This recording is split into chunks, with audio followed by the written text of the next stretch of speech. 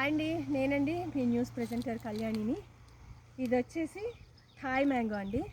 Thai mango చూడండి ఎలా ఉంటుందో. ఇది ఇట్లా ఉంటుంది అనమాట. ఇది పట్టుకోగానే ఊడిపోయింది చూసారా, ఈ షేప్లో ఉంటుంది.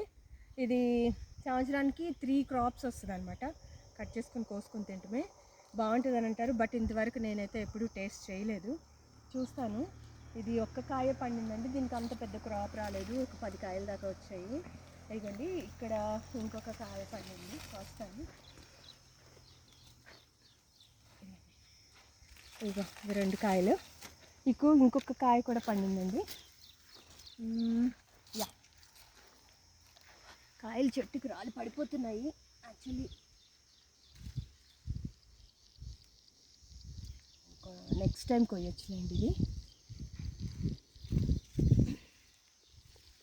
చూసారా